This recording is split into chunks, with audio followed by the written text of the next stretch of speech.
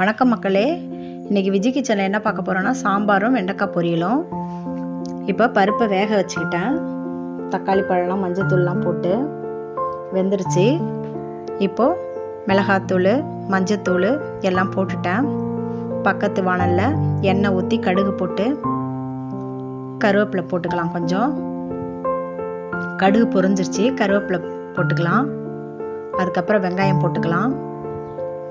வெங்காயம் போட்டுட்டு காய்கறி கட் பண்ணி வச்சதெல்லாம் அதிலே போட்டுப்பேன். நான் கேரட்டு, பீன்ஸு, கொஞ்சம் உருளைக்கிழங்கு எல்லாத்தையும் ஒரு வதக்கி வெங்காயம் நல்லா வதக்கின உடனே தான் போடணும். இந்த காய்கறியை வதக்கிட்டு பருப்பெல்லாம் கடைஞ்சி வச்சுருக்கேன், அதில் போட்டுக்கலாம்.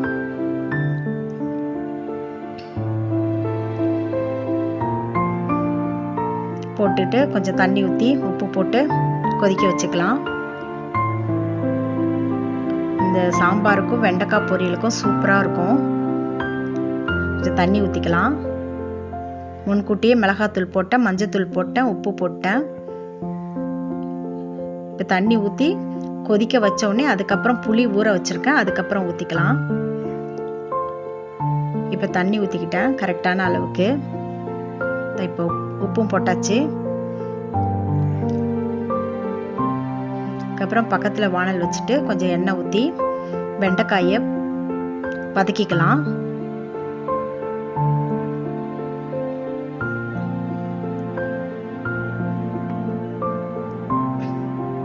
வதக்கிடுங்க. ஃபஸ்ட்டே வெண்டைக்காயை போட்டு வதக்கி வச்சுட்டு அதுக்கப்புறமா தான் பொரியல் செய்யணும். இப்போ மறுபடியும் எண்ணெய் ஊற்றி கடுகு போட்டு வெங்காயம் போட்டுக்கலாம். வெங்காயம் போட்டு நல்லா வதக்கிடுங்க. வெங்காயத்தை வதங்கிடுச்சு.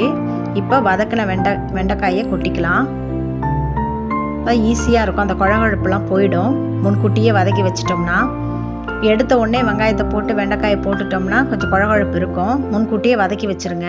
இப்போ மஞ்சத்தூள், மிளகாத்தூள், உப்பெல்லாம் போட்டுக்கலாம். போட்டு கிளறி வச்சுருங்க. மூடி சிம்மில் போட்டு வச்சுருங்க. இது பக்கத்தில் சாம்பார் கொதிக்குது.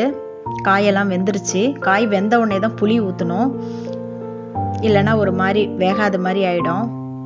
இப்போ புளி ஊற்றிக்கலாம்.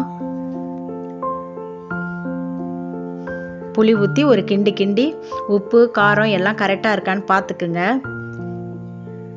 நான் கரெக்டாக இருக்கான்னு பார்த்துக்கிட்டேன், கரெக்டாக இருக்குது. இப்போ கொதிச்சிருச்சு. இப்போ இறக்கிறதுக்கு ஒரு 1 நிமிஷம் முன்னாடி பெருங்காயத்தூள் போட்டுக்குங்க. பெருங்காயத்தூள் போட்டால் சூப்பராக இருக்கும். இறக்கும்போது போடுங்க, ரொம்ப நல்லா இருக்கும் வாசனையோட. கேஸ் ட்ரபிளும் வராது சாம்பாருக்கு பெருங்காயத்தூள் போட்டால். இப்போது பரிமாறிக்கலாம். சாம்பார் வெண்டைக்காய் பொரியல். இந்த ரெசிபி பிடிச்சிருந்ததுன்னா மறக்காமல் லைக் பண்ணுங்கள், கமெண்ட் பண்ணுங்கள், மறக்காமல் சப்ஸ்கிரைப் பண்ணுங்கள். தேங்க்யூ.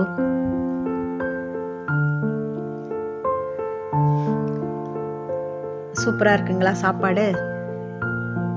இதே மாதிரி நீங்களும் செஞ்சு பாருங்க.